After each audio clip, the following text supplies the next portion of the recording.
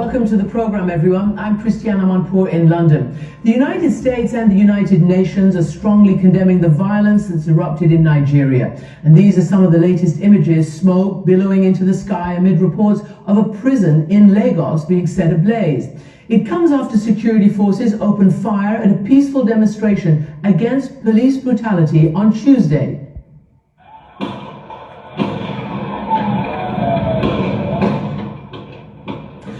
Witnesses and Amnesty International say at least 12 demonstrators were killed in Lagos, which is Africa's most populous city.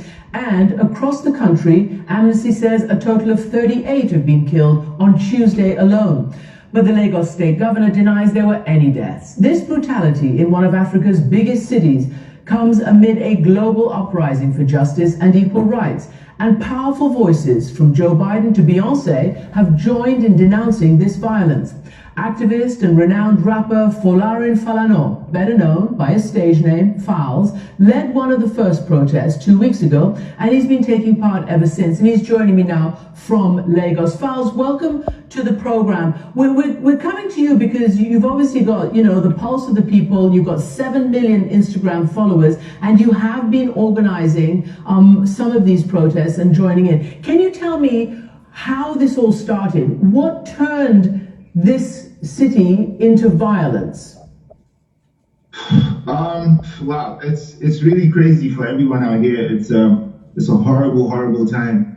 And if this was yesterday, I probably wouldn't have been able to take this call because I was extremely distraught. It was a horrible incident. But it started probably about 2 weeks ago, roughly about 2 weeks ago, on the 8th of October. Myself and another artist named Runtown, we had shared on our Twitter and Instagram pages that we were going to do a walk, just a march, a peaceful protest against all forms of police brutality, all forms of police misconduct in general. And we did that with the hashtag #EndSARS. The hashtag was already in existence. This is something that was already a big thing on social media, but no one had actually gone ahead to do a physical protest. So we decided to take that extra step. So we went out on the 8th, I think it was a Tuesday. We went out and probably were expecting maybe around about 50, 100 people, but probably got around about 2,000 people or so that came out on that very day. And it was huge. We did a march to a police station which has some high-ranking officers here in Lagos, and we handed in a petition just saying that the youth as a group were very, very unhappy with the way things were going, and we were really furious about police brutality, police harassment, police extortion, and enough is enough. Basically, everyone was standing up. Everyone was lending their voice to this particular cause. So from that day up until now, back to back, it's been a different state in the country, because there's 36 states in total. Right. But apart from that very one on that day, we didn't even have to call for people to come out in other states. Everyone just trooped out, on their own. It's been crazy. It's been really crazy. Falz? Yeah. Let me just interrupt you a bit, because I just want to ask you so that our viewers are clear. #EndSARS is the hashtag and it's the movement. SARS, for everybody to understand, is a special police unit, right? It's the Special Anti-Robbery Squad. What is it about them? And apparently they're not in uniform, they're plain clothes, and for years you have been protesting against them. What is it that you're actually protesting? What do they do? It's all forms of violence. It's all forms of brutality, and the offenses that they're supposed to be protecting us against is pretty much the offenses they end up committing. The SARS stands for State Anti-Robbery Squad, but they're committing the armed robbery, because we hear about numerous cases where they stop young people just because you look fresh, just because you look young and you look like you're making a lot of money. They'll stop you, they'll harass you, they'll go through your phone, and sometimes they search for messages from your bank, for example, so they can see your bank account balance. And when they do that, they drive you to an ATM, get you to withdraw money, and before they let you go, if they can't get money off you, they lock you up. We hear about several cases where they've locked people up and those people disappeared because they were eventually killed. So it's really crazy. If you're not as lucky when you encounter them, they could shoot you on the spot. It's all forms of violence. They beat people up. They torture people. They murder. They commit armed robbery. It's everything. And there have been so many cases. Let me just ask you a question. Let me ask you a question, because you're right. This has been going on since about 2017. Now, as you know, the state governor in Lagos has denied that there were any deaths, although despite video, despite Amnesty International and eyewitnesses, the Nigerian military, or at least a wing of it, the army has said it's fake news, and they don't believe it. But here's what your president has said, because to an extent he says that he's heard you, and these forces should have been off the street, he says. Can we just play a little bit from his speech? The disbanding of SARS is only the first step in our commitment to extensive police reform in order to ensure that the primary duty of the police and other law enforcement agencies remains the protection of lives. Falz, what do you make of that, and how much stock do you put in the pledges for police reform? It's infuriating, it's annoying, it's frustrating. And I think that's exactly how everyone's feeling, because they've been reforming the police for the longest time, but we've never actually seen actual action. And they said, I was about to say, since 2017, they've been announcing that the SARS unit has been disbanded. They announced in 2017, announced in 2018, announced in 2019, now in 2020. After we started these protests, they announced again, and in the same breath, announced that they were replacing that unit with a new unit called the Special Weapons and Tactics Unit. And it's just, they just think we're stupid, because you're literally just renaming this unit and expecting us to say, oh yeah, wow, that's great. Can I ask you something? It's insensitive.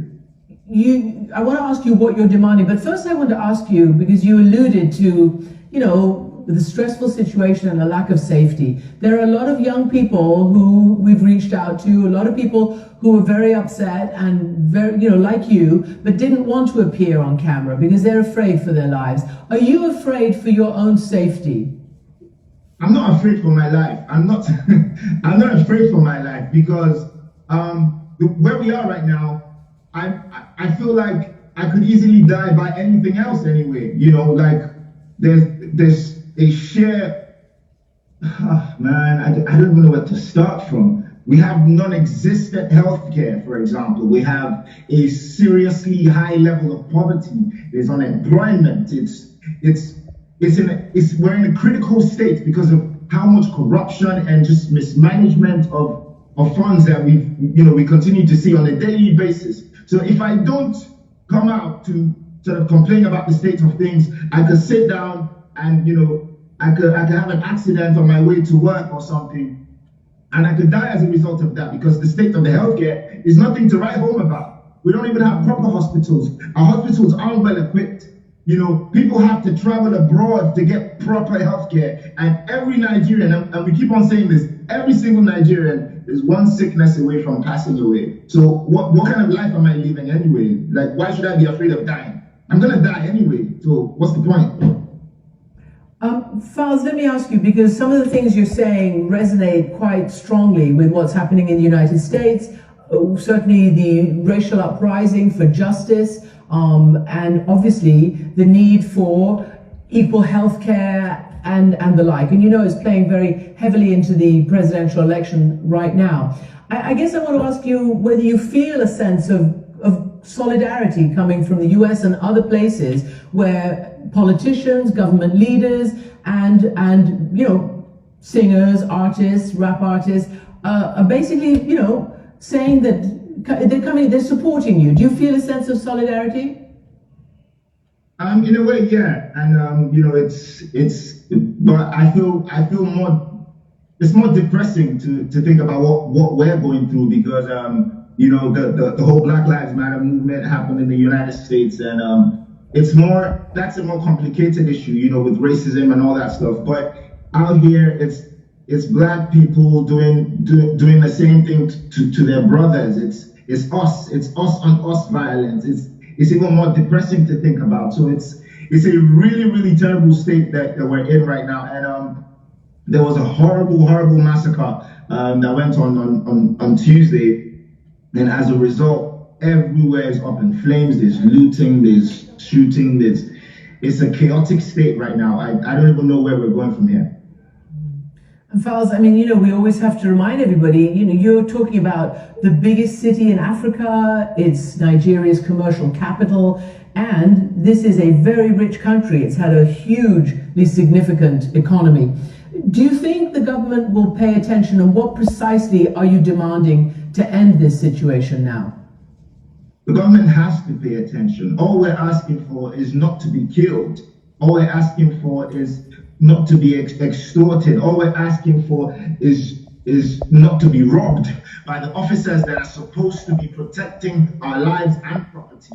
All we're asking for is not to be raped. All we're asking for is not to be beaten up. I don't think it's too much to ask. There's so much evil that these officers are perpetrating, you know, under the police, in the police uniform. And all we're asking is that this stops. We've continued to protest against this for about 2 weeks straight, and the government has just continued to drag its feet.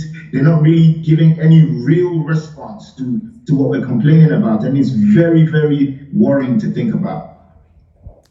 Falz, thank you very much indeed. Thanks for giving us an update, and we understand, you know, the president is talking to the nation. We'll see whether he delivers on any of his promises.